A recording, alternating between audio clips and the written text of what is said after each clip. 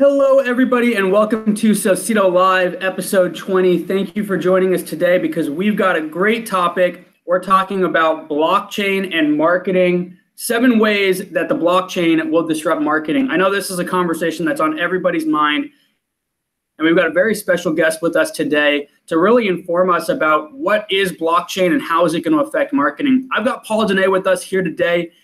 He's spent over 2 decades in marketing, specializing in B2B marketing. I consider him one of the foremost thought leaders on B2B marketing.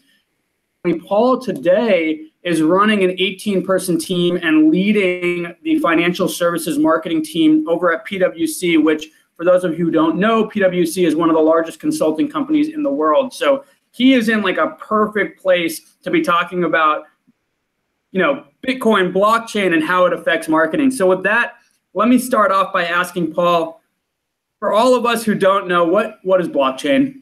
Right.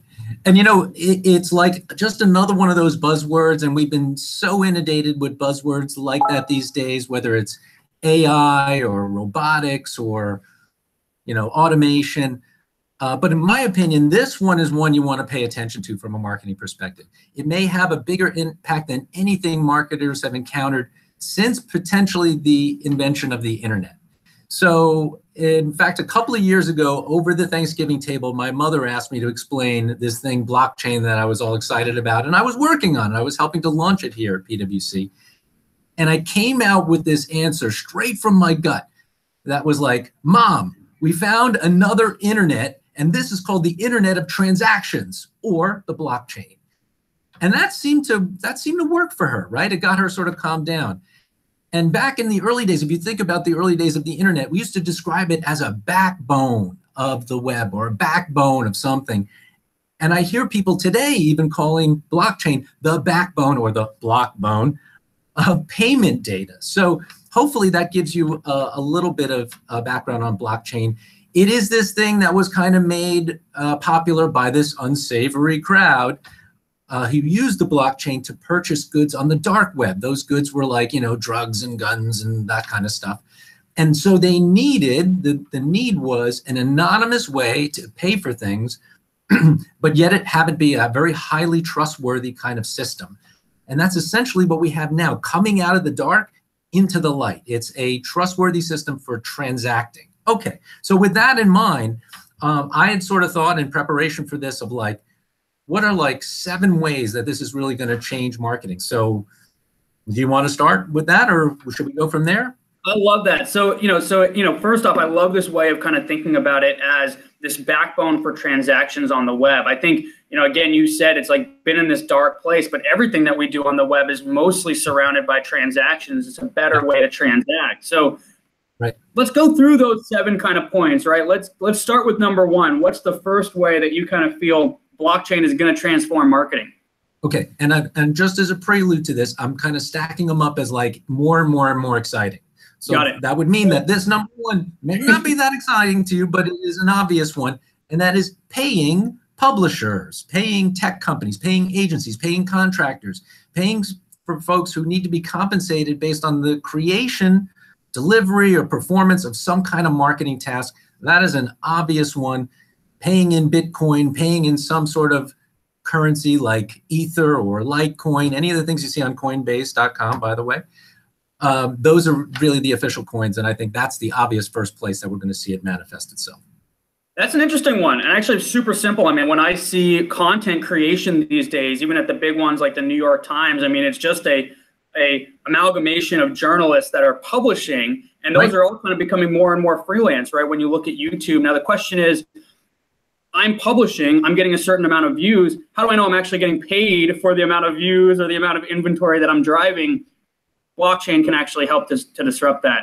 That's right. So number 1 was pretty exciting. So I'm almost getting more excited that you say it's going to escalate. Give us number 2. Okay, you used the magic word, and that was content, right? So how about paying consumers for use of their existing content or user-generated content, such as videos or photos? How do we compensate them?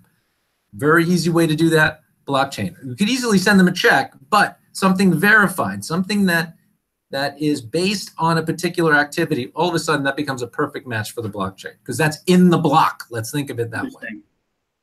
Interesting. So, I'm kind of seeing this trend of democratization, right? We're seeing already content is being democratized. I think blockchain will help us to even further that and take out the publishers as the middleman, just like you're seeing blockchain and Bitcoin disrupting the banks as the middleman. You're democratizing payments and financials. Same thing will happen with publishers and content. Yep. How about number 3?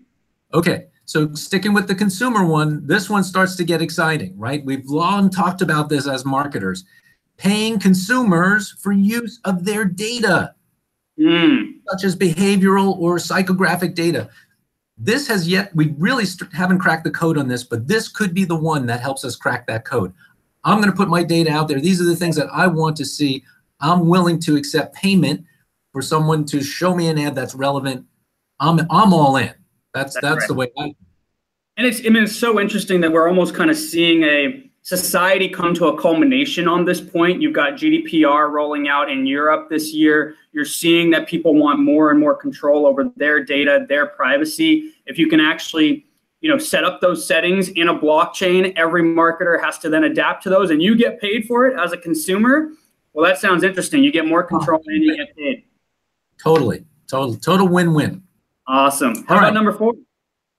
All right, moving up to number 4, I'm going to introduce another term. And let me maybe explain the term before I go ahead and use it, which is initial coin offering, or ICO. You may have heard of an ICO.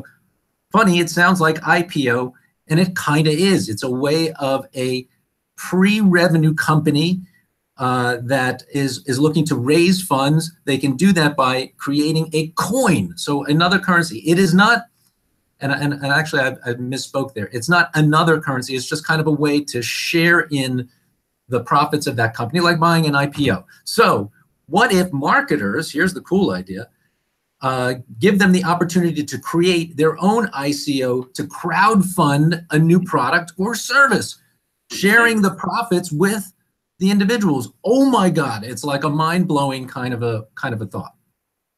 That's super interesting, right? Because we mostly think about a marketer's job as, how do I communicate with the customer as a stakeholder? And what you're almost saying is that for a marketer in the future, you're going to have to think about customer as a stakeholder, but funders as a stakeholder, because every company can almost operate like they're on the public stock market if they're funding themselves through an ICO instead of through the typical way of you've got to go through your lawyers and kind of create this cap table. That's a super interesting one. Right. There is a gotcha in there, which is make sure it's above board, right? We're seeing some federal regulation or indictments of ICOs where there was, potential fraud. There's a couple of studies out there on that. If you want to check them out, let us know. We'll send you the studies. But, buyer beware. Be careful. Indeed. Right. Yes. The ICO market right now is very new. So be careful as you're funding ICOs. Exactly right. I think that takes us to number 5. That's right.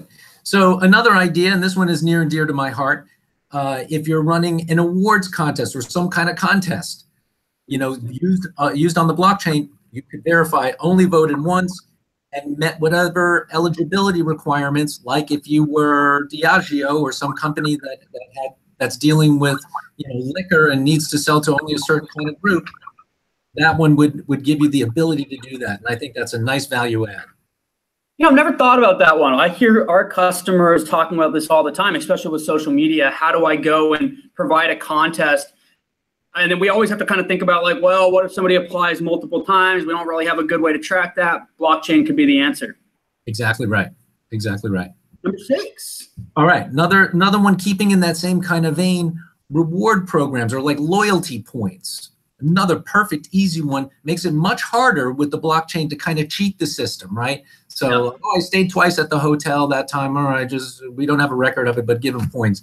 This would be like verified transaction. You got the points, done, no questions asked. Interesting. Very cool. Very similar, but a whole different kind of market in terms of what marketers are doing. The buildups here, number 7.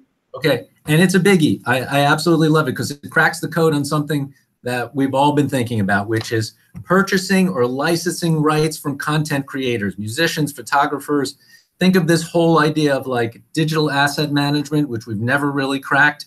this is it on the blockchain. In fact, there's already an ICO company out there, Tron, Tron. No, I'm not a stockholder. I don't own it, but I'm totally infatuated with it. I've been watching it as well. So I think this kind of digital asset management on the blockchain is another absolute layup and something that we can benefit from in marketing quite a bit. That's fantastic. Well, this has been fantastic, Paul. I mean, for everybody out there, blockchain is still in the early days, but as Paul said, this is the second coming of the internet. So for marketers, these are 7 ideas that help you to start thinking about, is the internet going to disrupt what you're working on and give you the ability to stay ahead of it. So thank you, Paul, for joining us today and walking through those 7 ways blockchain will disrupt marketing. Great. Thank you so much for having me. Really appreciate it. Appreciate it. Thanks, everybody. Bye.